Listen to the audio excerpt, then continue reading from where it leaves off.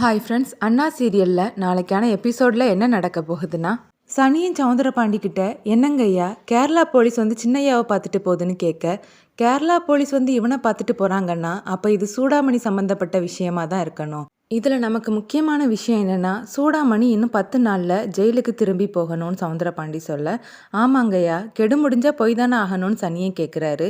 அவள் போகக்கூடாதுலன்னு சொல்ல, அது எப்படிங்கய்யா முடியும், நம்மளே ஜெயிலுக்குள்ளால கிடக்குறோன்னு சனியன் சொல்கிறாரு. இல்லை நம்ம உடம்பு தான் இங்கே இருக்குது, நம்மளோட கை கால் அறிவு எல்லாமே வெளியில் இருக்குது.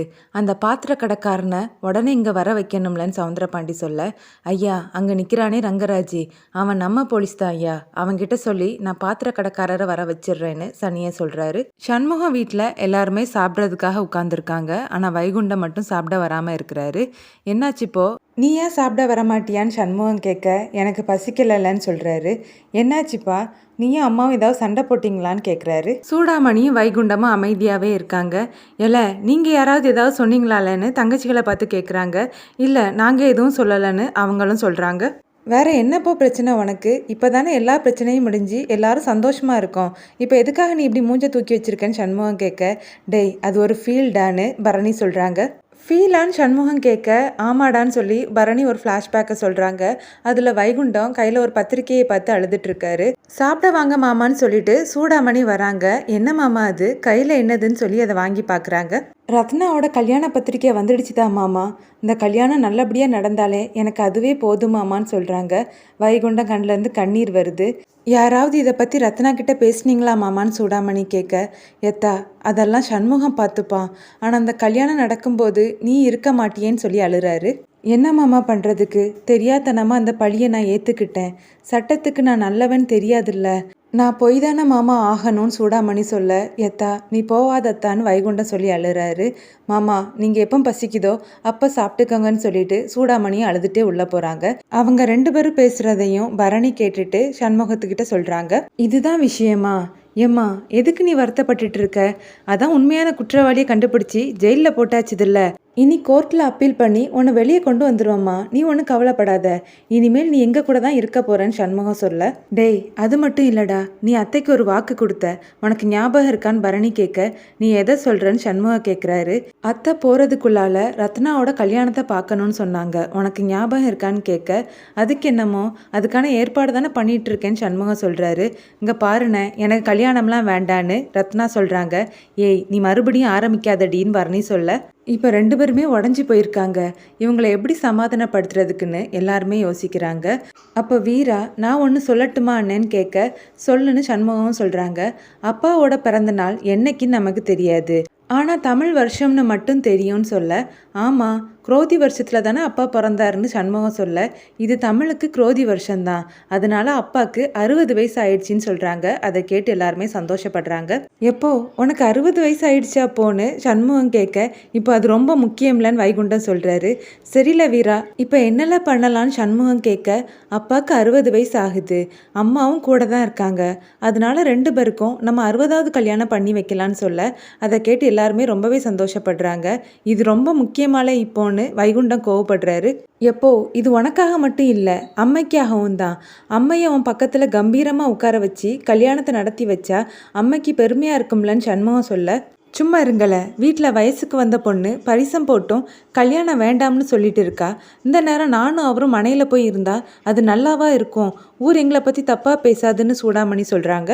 ஏல ரத்னா, அம்மா ஆசைப்படுதில்ல, நீ ஒத்துக்கோன்னு சண்முகம் சொல்ல, என்னால் முடியாதுன்னு, இதுக்காக நான் அவரை மன்னிக்க முடியுமா, எனக்கு கல்யாணமே வேண்டான்னு சொல்லிட்டு ரத்னா அங்கேருந்து கோவமாக எழுந்து போகிறாங்க. பாத்தியால சண்முகம், இவ இவ்வளோ பிடிவாதமாக இருந்தா என்னோட ஆசை எப்படி நிறைவேறும், நான் உன்கிட்ட என்ன கேட்டேன், நான் போகிறதுக்குள்ளால இவளோட கல்யாணத்தை பார்க்கணுன்னு தானே ஆசைப்பட்டேன், பெத்த பிள்ளைக்கு கல்யாணம் பண்ணி பார்க்கணுன்னு நான் ஆசைப்பட்டது தப்பாலன்னு சூடாமணி கேட்க, எம்மோ நீ வருத்தப்படாத, நான் பார்த்துக்கிறேன்னு சண்முகம் சொல்கிறாரு. சவுந்தரபாண்டி சனியங்கிட்ட, என்னல இந்த பாத்திரத்தை இன்னும் வர காணலன்னு கேட்க, அதெல்லாம் வந்துருவாரியா, ஆமாம் இப்போ பாத்திரத்தை வச்சு அந்த சூடாமணியை போட்டு தள்ள போறீங்களான்னு சனியன் கேட்குறாரு.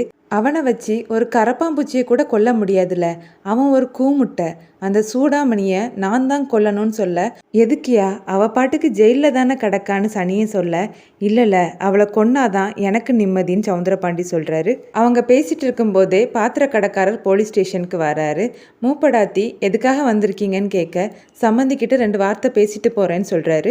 மூப்படாத்தி முத்துப்பாண்டி கிட்ட பெர்மிஷன் கேட்க சரி பேசிட்டு போகட்டும், ஜாமீன் விஷயமா இருக்கும்னு அவர் சொல்கிறாரு. சரி நீங்கள் சீக்கிரமாக பேசிட்டு இங்கேருந்து போங்கன்னு மூப்படாதி சொல்கிறாரு. என்ன சம்மந்தி இதெல்லாம், நீங்கள் வர சொன்னீங்கன்னு தான் ஓடி வரேன்னு பாத்திர கடைக்காரர் சொல்ல அது வந்துன்னு சவுந்தரபாண்டி பேச போகிறாரு. அப்போ மூப்படாதி அவங்க பேசுகிறத கவனிக்கிறது தெரிஞ்சதும், ஏல சனியா, அந்த குண்டு போலீஸு நான் பேசுகிறத ஒட்டு கேட்டுட்டு இருக்கான், நீ உனக்கு வயிற்ற கலக்குதுன்னு சொல்லி பாத்ரூமில் கொஞ்ச நேரம் போய் உட்காந்துக்கோன்னு சொல்கிறாரு. அதே மாதிரி சனியனும் ஐயோ வயிற்ற கலக்குதுன்னு சொல்லி கத்த மூப்படாதி வந்து அவரை பாத்ரூமுக்கு கூட்டிகிட்டு போகிறாரு. சவுந்தரபாண்டி பாத்திர கடைக்காரர்கிட்ட பெயில் கிடச்சிதான்னு கேட்க இல்லை சம்மந்தி, குற்றச்சாட்டு ரொம்ப பலமாக இருக்குதுன்னு லாயர் சொல்கிறாரு, சனியை மட்டும் இல்லைன்னா உங்களுக்கு பெயில் கிடச்சிரும்னு சொல்ல அதுதான் எனக்கே தெரியுமே, அதுக்காக சனியனை நான் கொல்ல முடியுமா, அவன் என்னோட கையாளு, முட்டா பையதான், ஆனால் விசுவாசமானவன், என்ன பண்ணுறதுக்கு, நான் இப்போ வெளியே வந்தே ஆகணும், முடிக்கிறதுக்கு நிறைய வேலை இருக்குன்னு சொல்ல அப்போ சம்மந்தி பேசாமல் சனியனை கடத்திடுவோமான்னு கேட்குறாரு.